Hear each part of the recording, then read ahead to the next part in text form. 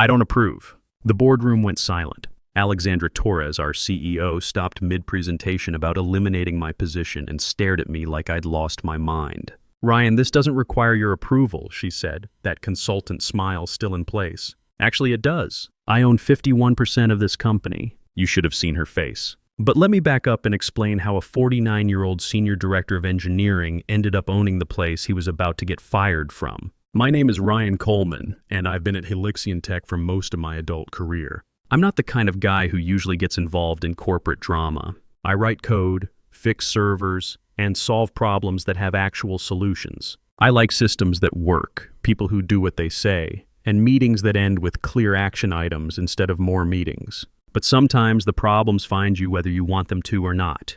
The trouble started 8 months ago when Alex walked through our doors with her Wharton MBA and McKinsey consulting background. Her first all-hands meeting was a masterclass in business buzzwords: optimization, digital transformation, synergistic efficiency. I've been in tech long enough to know that when consultants start throwing around phrases like that, the people who actually build things are about to have a very bad time. What Alex didn't know, what nobody except our corporate counsel Pat Williams knew, was that I had a secret that went back to the 2008 financial crisis. When Helixion was facing a hostile takeover that would have meant layoffs for half our engineering team, I didn't just watch from the sidelines. I took every penny of my grandmother's inheritance, money she'd saved from 60 years of teaching elementary school in rural Ohio, and I wired it to keep this company independent. My grandmother used to say that money should be used to build something that lasts. When I saw 200 people about to lose their jobs, I figured keeping those families stable was exactly what she would have wanted.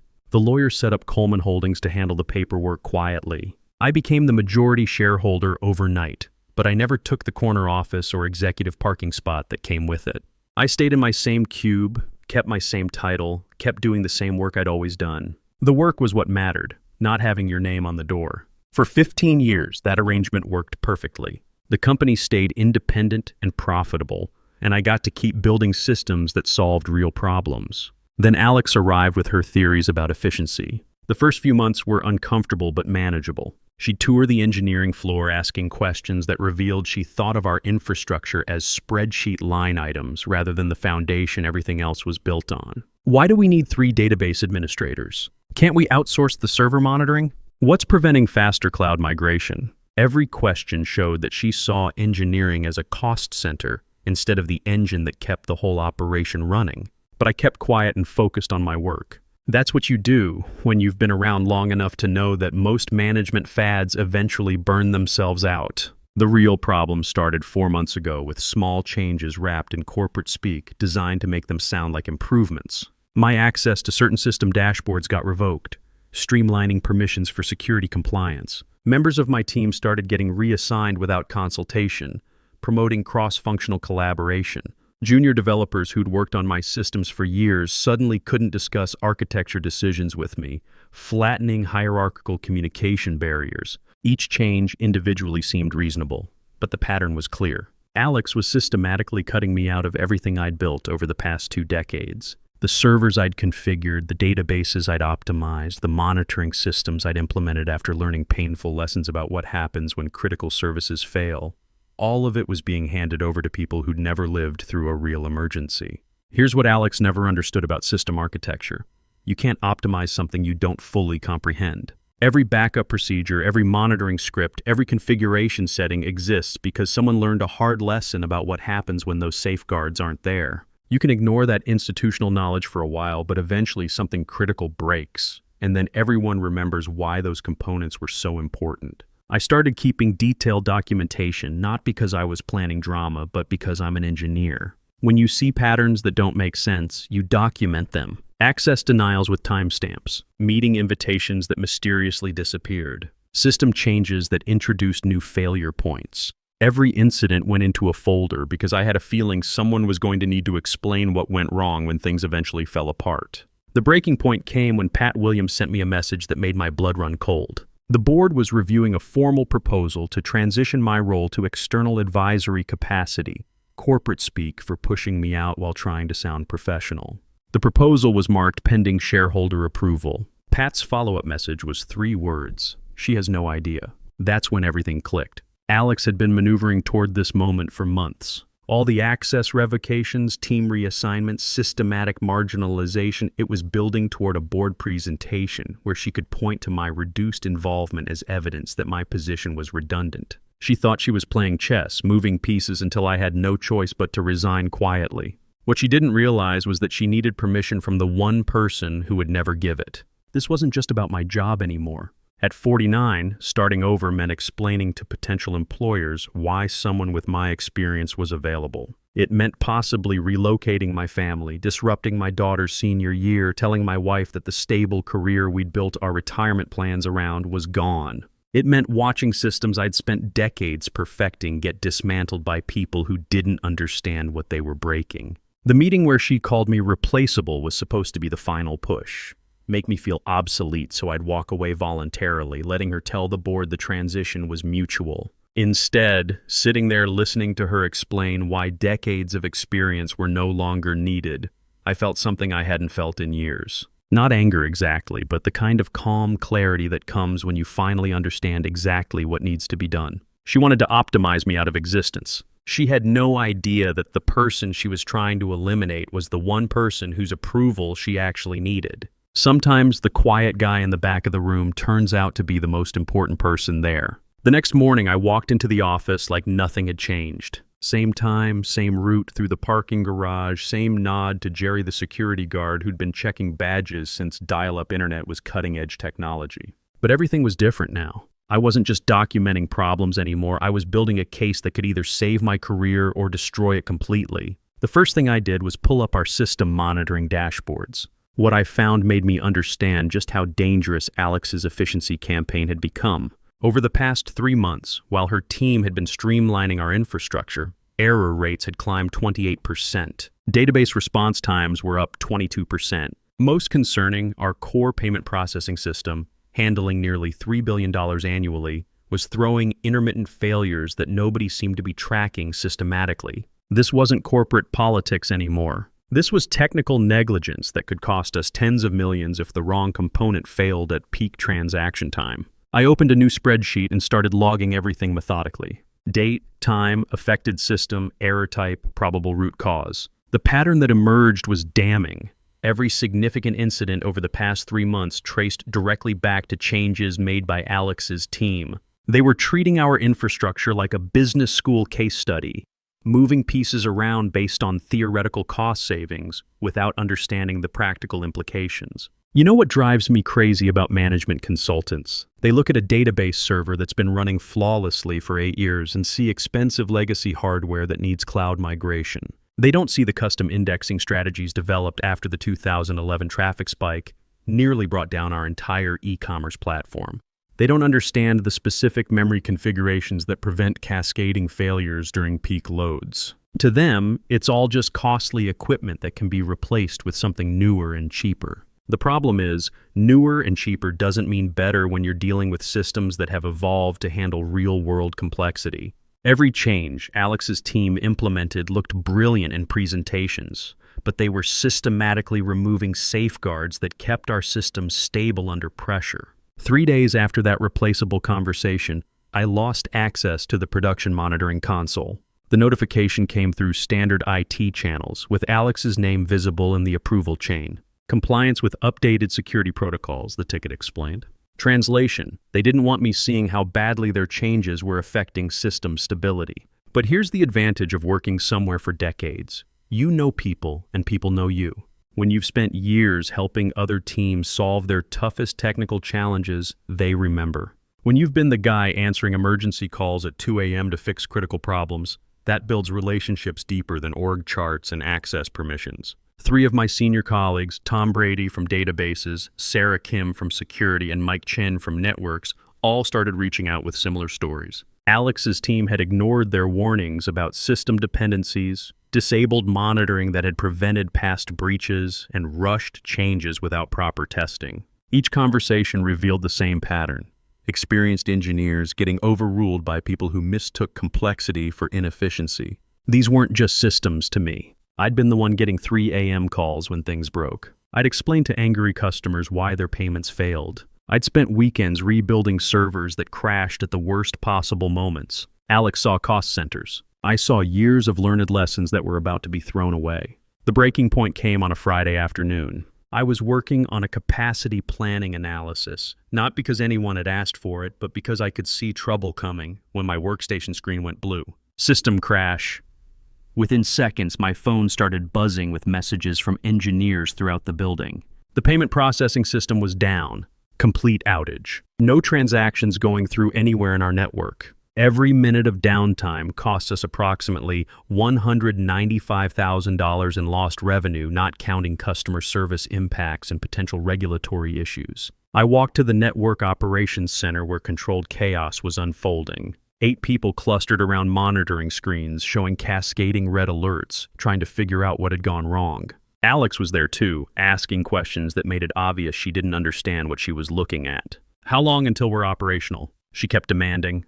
What's our recovery timeline? Who's responsible for this? Tom Brady was at the primary console, sweat visible despite the aggressive air conditioning, fingers moving rapidly as he tried different diagnostic approaches. I could see exactly what he was dealing with. A cascading failure triggered by database configuration changes they'd implemented the previous week. The new setup couldn't handle Friday afternoon transaction volumes, and when the primary server failed, it caused sequential failures throughout the cluster. I knew how to fix it. 20 minutes to implement the configuration rollback, maybe another 15 to verify stability. But my access had been revoked, remember? Security compliance requirements. So I stood there and watched. Watched Tom struggle with a problem I could solve without breaking a sweat. Watched Alex pace behind the engineering team, demanding status updates every few minutes. Watched our revenue disappear at $3,000 per minute, while the solution sat locked behind access permissions that had been revoked to keep me from seeing how bad things were getting. After 3 hours, they managed to restore partial functionality. After 5 hours, the system was stable enough to process transactions reliably. Total cost, $1. $4 million in direct revenue loss, plus whatever long-term impact the outage would have on customer confidence. That night, I updated my documentation with detailed incident logs, screenshots of error messages, and a comprehensive technical analysis of what had failed and why. Then I wrote something I'd never written before, a formal post-incident report identifying the root cause as database configuration changes implemented against explicit engineering recommendations. I saved everything to an encrypted drive because I had a strong suspicion that when Alex presented her case to eliminate my position, she was going to blame the outage on outdated infrastructure and engineers who were resistant to necessary change. The irony wasn't lost on me. The resistant engineer she was planning to remove was the one person who could prove exactly what had gone wrong and why. More importantly, I was the one person whose approval she actually needed to make her plan work. She just didn't know it yet. The Monday after the outage, I got a text message that made everything real.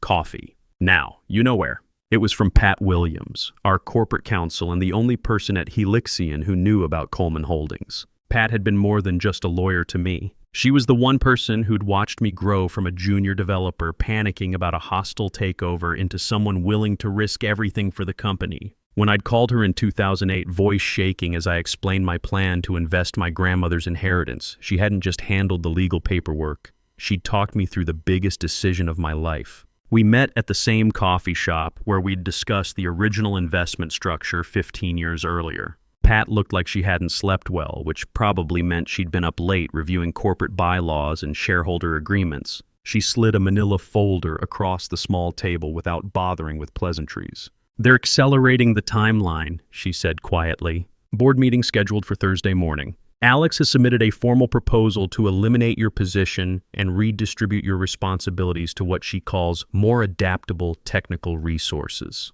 I opened the folder and found myself staring at my own professional obituary, printed on official company letterhead.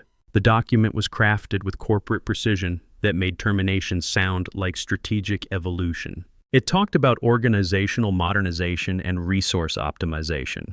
It included a detailed financial analysis, showing exactly how much money the company would save by cutting my salary, benefits, and departmental budget. Reading it felt surreal, like watching someone describe a stranger who happened to have my name and job title. According to Alex's analysis, I was an expensive relic whose primary contribution was consuming resources that could be better deployed elsewhere. Here's the crucial part, Pat said, pointing to a section near the bottom. Board approval contingent upon majority shareholder consent. She still has no idea what she's asking for. That was the moment the full implications hit me. For months, Alex had been systematically building her case, gathering allies, preparing presentations, doing everything a competent executive should do when making major organizational changes. She'd followed proper procedures, documented every decision, built support among board members who respected her business credentials. She'd done everything right except one crucial detail. She'd never bothered to find out who actually owned the company she was trying to reorganize. "What are you thinking?" Pat asked, watching my face as I processed what this meant. I closed the folder and looked out the window at people walking past, going about their normal Monday routines, completely unaware that someone's career was balanced on a knife's edge. I'm thinking it's time to stop being the quiet guy in the back of the room. The next 3 days were unlike anything I'd experienced professionally. I continued my normal routine. Same arrival time, same system checks, same attendance at the few meetings I was still invited to. But underneath that familiar surface, I was preparing for the most important presentation of my career. The technical documentation was comprehensive. I had detailed logs of every incident that could be traced back to Alex's optimization initiatives. The $1.4 million outage was just the most visible example, but there had been dozens of smaller failures, performance degradations, security gaps, and system instabilities. Each one had been preventable if the people making changes had understood what they were changing and why the original configurations existed. But I needed more than technical evidence. I needed to explain to a board of directors, most with business rather than engineering backgrounds, why institutional knowledge mattered and why Alex's consultant-driven approach was fundamentally flawed. I spent Tuesday evening creating what I thought of as my professional autobiography. Not the sanitized version that appears on LinkedIn profiles, but the real story of what it means to keep complex systems running for decades. The Y2K remediation project that kept our servers operational when half our competitors went dark for days. The 2004 security incident we contained in under an hour because our monitoring systems detected intrusion attempts before any data was compromised. The 2011 database corruption that could have destroyed years of customer information if we hadn't implemented proper backup procedures. Each crisis had the same underlying pattern. Something unexpected happened that wasn't covered by standard operating procedures, and resolving it required deep understanding of how our systems actually behaved under stress, not how they were supposed to work, according to documentation. Alex's team had been at Helixion for less than 8 months. They'd never managed a real crisis, never had to explain to angry customers why transactions were failing, never spent 3 days straight debugging a problem that could shut down operations completely. They understood theory, but they'd never lived through the practical reality of what happens when theory meets a system processing billions in transactions. Wednesday afternoon, I reached out to my network. Not for political support, but for professional documentation of what Alex's changes were actually doing to our infrastructure. The responses were more damaging to her case than I'd expected. Tom provided detailed analysis of database performance trends, showing steady degradation since the migrations began. Sarah documented security monitoring gaps that hadn't existed under our previous configuration. Even engineers I hadn't worked with directly sent reports of system instabilities and process failures that all traced back to the same root cause, changes made without adequate understanding of system dependencies. The picture that emerged was of an infrastructure under stress, maintained by people who understood how to make things look good in reports but didn't know how to keep them working reliably under real conditions. That evening I assembled my board presentation. Not slides full of buzzwords and theoretical frameworks, but actual performance data. System reliability metrics showing clear degradation patterns. Error rate trends that correlated directly with Alex's timeline. Financial projections of what the next major outage would cost if current trends continued unchecked. The hardest decision was how much to reveal about Coleman Holdings. Pat and I had kept that arrangement private for 15 years, and making it public felt like changing something fundamental about my identity at the company. But looking at the data, at the evidence of what was happening to systems I'd spent my career building and maintaining, the choice became clear. This wasn't about protecting my job anymore. It was about protecting the infrastructure that kept Helixion operational, the engineering team that understood how things really worked, and the customers who trusted us with their transactions. This wasn't just about my career ending at 49. It was about watching people destroy something that had taken decades to build properly. It was about my daughter asking why Dad had to start over when he'd worked so hard to build something stable. It was about explaining to my wife that the retirement plans we'd made based on my senior position were gone because someone decided experience was obsolete. Thursday morning, I walked into the office carrying a folder containing 15 years of carefully guarded secrets and decades of hard-earned expertise. Alex thought she was about to deliver her masterpiece presentation. She had no idea that the person she was trying to eliminate held the one vote that could destroy her entire plan. For the first time in months, I was confident about how this was going to end.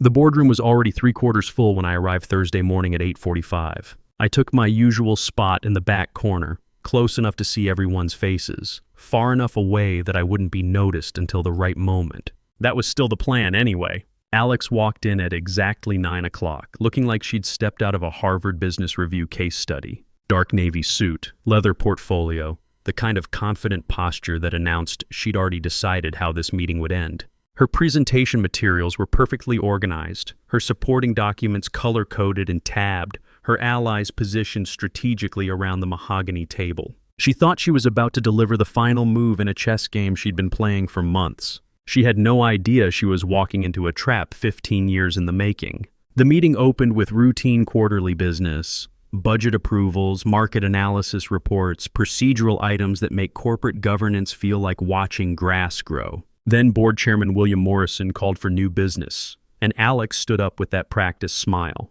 "I want to discuss a critical organizational opportunity," she began, clicking to her first slide. "Specifically, how we can modernize our technical leadership structure to better align with industry best practices and improve operational efficiency." For the next 20 minutes, I watched her systematically dismantle my career with charts, graphs, and consultant terminology. She talked about outdated methodologies and change resistance patterns. She presented comparative analysis showing our engineering costs versus industry benchmarks. She painted a detailed picture of a technical organization led by someone whose approach belonged in the previous decade. I have to admit, she was impressive. Professional, articulate, supported by data that looked convincing if you didn't understand what you were actually examining. The board members nodded thoughtfully, asked intelligent questions, clearly taking her analysis seriously.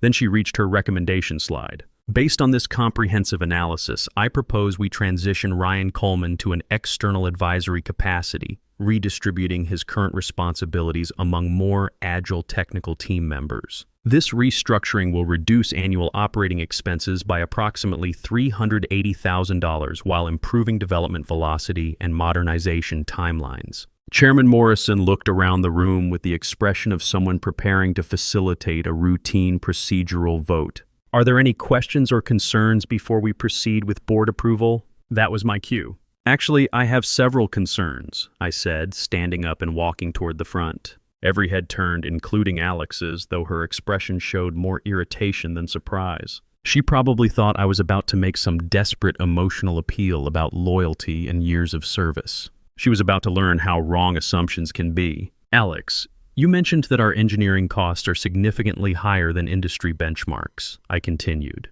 plugging my laptop into the projection system. "Before the board votes, I think they should understand exactly what those costs are purchasing." My first slide was system availability data covering 5 years. 99.94% uptime across all critical services. The second showed our transaction processing volume, $2. 8 billion annually handled without major disruption until Alex's project began. The third compared our infrastructure performance with primary competitors, demonstrating that our expensive systems actually delivered better reliability than companies spending twice as much. "These systems you're describing as outdated technologies," I said, looking directly at Alex, "have maintained continuous operation through 3 economic downturns, 4 platform migrations, 6 significant cyber attacks, and countless routine challenges. They work consistently because they've been tested against every failure scenario reality could devise. Alex's confident expression was showing cracks. Ryan, I appreciate the historical context, but this isn't the appropriate forum for detailed technical discussions.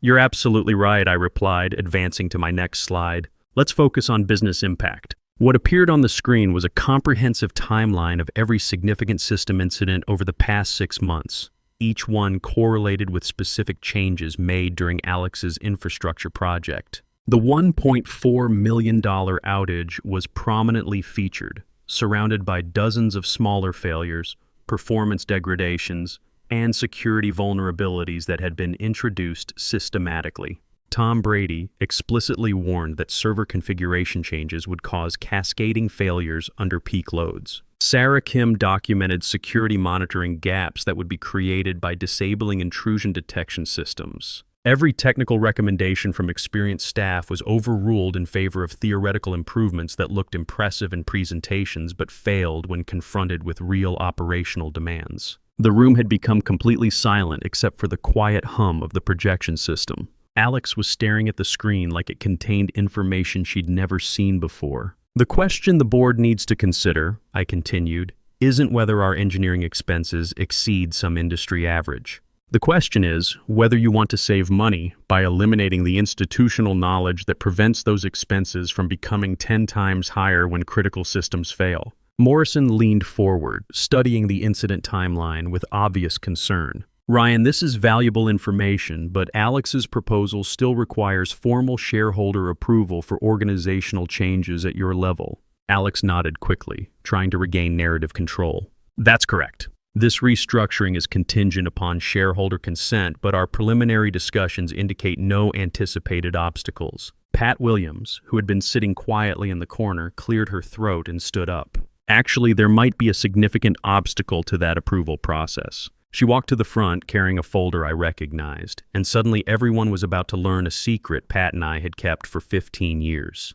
Ryan Coleman is the majority shareholder of Helixian Tech through Coleman Holdings, Pat announced, placing documentation on the table in front of Morrison. 51% ownership, verified and current as of this morning's legal review. The silence that followed was so complete I could hear individual people breathing. Alex's face went through what looked like 6 different emotional states in 3 seconds. Confusion, disbelief, comprehension, and finally something resembling panic. How is that even possible? 15 years ago, when Helixian was facing hostile acquisition that would have eliminated most of our technical staff, Ryan invested his entire inheritance to maintain company independence, Pat explained matter-of-factly.